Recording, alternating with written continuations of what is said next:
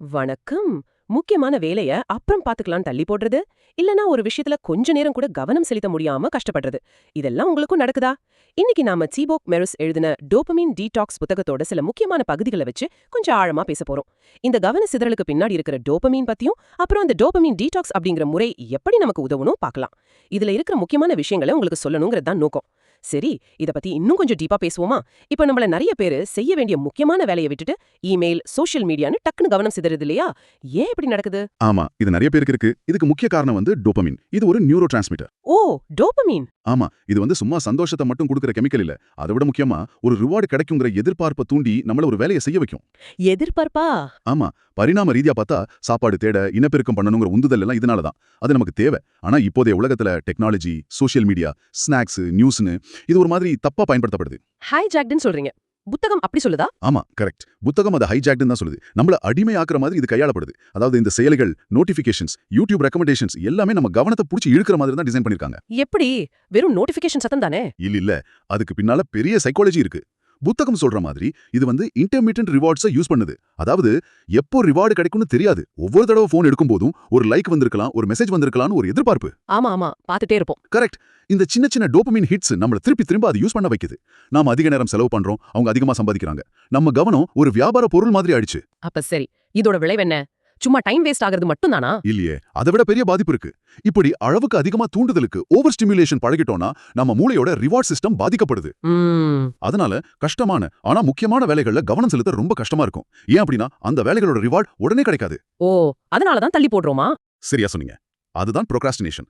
உடனடி திருப்திக்கு நம்ம அடிமையாகி பெரிய இலக்குகள், ஆழமான சிந்தனை எல்லாத்தையும் விட்டுறோம்.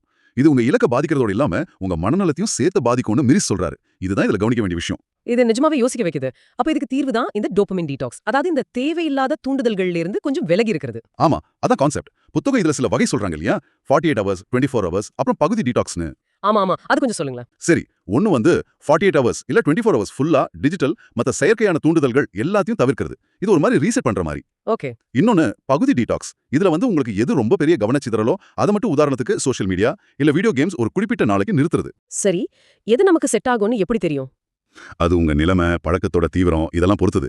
முக்கிய நோக்கம் என்னன்னா தூண்டுதல் கம்மியா இருக்கும்போது கிடைக்கிற அந்த அமைதியையும், கஷ்டமான வேலையில கவனம் செலுத்த முடியுன்ற திறனையும் திரும்ப கண்டுபிடிக்கிறதா. நல்லது. அப்போ இதை எப்படி செய்யறது? புத்தகம் சொல்ற ஸ்டெப்ஸ் என்ன? சும்மா தவிர்க்கிறது போதுமா? தவிர்க்கிறது முதல் படிதான். புத்தகம் ஒரு 3 முக்கியமான ஸ்டெப் சொல்லுது. 1, விழிப்புணர்வு. விழிப்புணர்வு. ஆமா. முதல்ல எது எது உங்க கவனத்தை ரொம்ப சிதறடிக்குதுன்னு கண்டுபிடிக்கணும். ஒரு லிஸ்ட் போடலாம். டீடாக்ஸ்ல என்ன செய்யலாம், என்ன செய்யக்கூடாதுன்னு. இது ஒவ்வொருத்தருக்கும் மாறும். ஓகே. ரெண்டாவது, சூழலை மாத்துறது. இது ரொம்ப முக்கியம். செய்யக்கூடாதுன்னு லிஸ்ட்ல போட்ட விஷயங்களை செய்யறத கஷ்டமாக்கணும். உதாரணத்துக்கு போன் பிரச்சனைனா அதை ஆஃப் பண்ணி வேற ரூம்ல வைக்கிறது, ஆப்ஸ் டெலீட் பண்றது, இந்த மாதிரி. சரி. தூண்டுதல பக்கத்துல இல்லாம பண்றது. அப்பதான் பழக்கத்தை உடைக்க முடியும். 3வது, காலை பழக்கங்கள். காலையில எழுந்ததும். ஆமா, எழுந்த உடனே போன் பாக்குறது மாதிரி அதிக டோபமைன் தர்ற விஷயங்களை செய்யாம அமைதியான நல்ல விஷயங்களோட நாள தொடங்கணும். தியானம், ஜர்னலிங், எக்ஸசைஸ், புத்தகம் படிக்கிறது, இது மாதிரி. மேரி சொல்ற மாதிரி காலை பொழுதுதான் அந்த நாளோட மூட செட் பண்ணும். இது நல்ல பாயிண்ட். சரி, டீடாக்ஸ் எல்லாம் முடிஞ்சது. ஆனா திரும்ப பழைய மாதிரி போகாம இருக்க என்ன பண்ணணும்? புத்தகம் இதுக்கு என்ன சொல்லுது? இது முக்கியமான கேள்வி. டீடாக்ஸ்ங்கிறது ஒரு தற்காலிக விஷயம் இல்ல, அது ஒரு வாழ்க்கை முறை மாற்றத்துக்கான முதல் படி. இதுக்கு மேரி சில வழிகள் சொல்றாரு. சொல்லுங்க. தொடர்ந்து கவனமா இருக்கணும். எப்போ ஏன் இந்த தூண்டுதல்களுக்கு ஆளாகிறோம்னு பார்க்கணும். அப்புறம் நிலையான பழக்க வழக்கங்கள். முக்கியமா காலையில, சாயங்காலம் சில நல்ல பழக்கங்களை உருவாக்கிக்கிறது நல்லது. ஓகே, வேற? அப்புறம் தற்காப்பு திட்டங்கள்.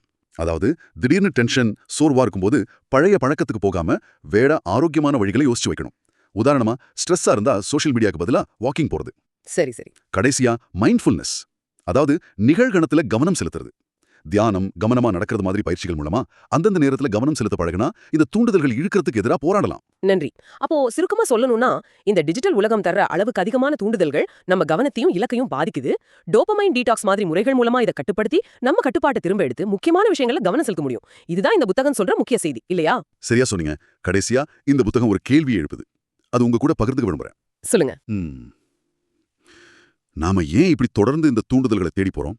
ஒருவேளை நமக்குள்ள இருக்கிற பயம் அல்லது ஏதாவது ஒரு கஷ்டமான உணர்வை ஃபேஸ் பண்ண விரும்பாம அதுல இருந்து தப்பிக்கவா இப்படி இதுல மூழ்கி இருக்கோம்?